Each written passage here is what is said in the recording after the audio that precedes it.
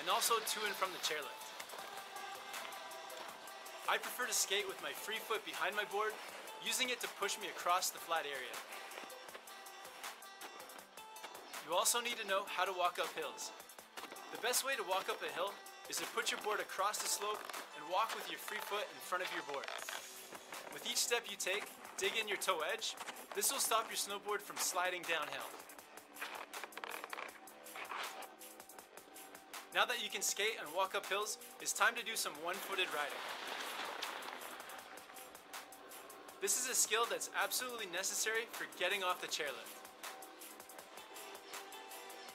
To practice, find a very small slope where you can point your board straight and ride with your free foot between your bindings. To stop yourself, move your free foot to the edge of your board and drag your heel or toe in the snow. When you're ready to go down a small slope, the first thing you need to do is strap up with both feet. If you need to put your board down for a second, make sure your snowboard is upside down so it doesn't slide away. The easiest way to do this is to sit down facing the bottom of the run with your board below you. Strap your board up 1 foot at a time with your knees bent so you can reach the straps. Once you're strapped up, it's time to stand up and start sliding. To stand up, start by reaching one hand forward and grabbing your board. Use this hand to pull yourself up and at the same time push yourself up from behind. If you find this hard, get a friend to help you up the first few times. Your first time down the slope, you're just going to be controlling your speed by sliding on your heel edge. With the heel slide, the more you lift your toe edge away from the snow, the more your heel edge will dig in and slow you down. As you slide, your body should be balanced over your board with your knees and hips bent, your back fairly straight, with your hands at your sides. To slide back and forth, point your hand and put a little more weight into the direction you want to go.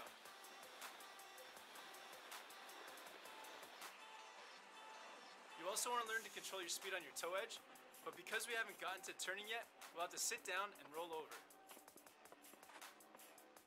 The easiest way I find to roll over is to lay back, grab your leg, and pull your board over as you roll.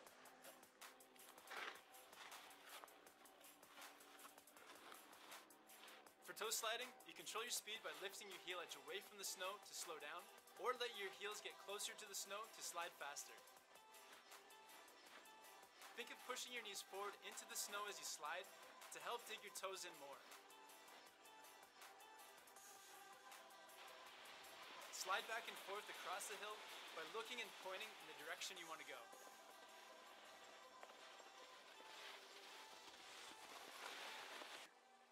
Once you're confident controlling your speed with your heels and toes, it's time to get your board to go straight down the hill. Find a beginner area to try this where you won't pick up too much speed.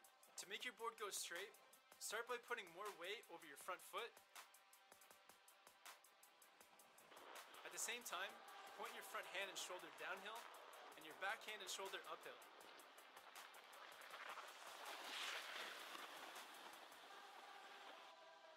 With your board going straight, you can take the pressure off your board's edge and let your snowboard run flat.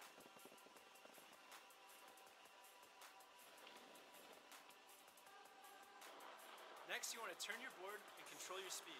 Just like you were practicing with the heel and toe sliding, your board needs to be across the hill and on edge to control your speed. For the toe turn, you need to turn and face the top of the slope.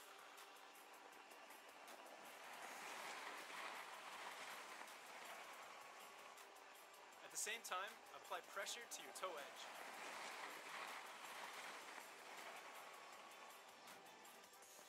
For the heel turn, turn and face the bottom of the slope.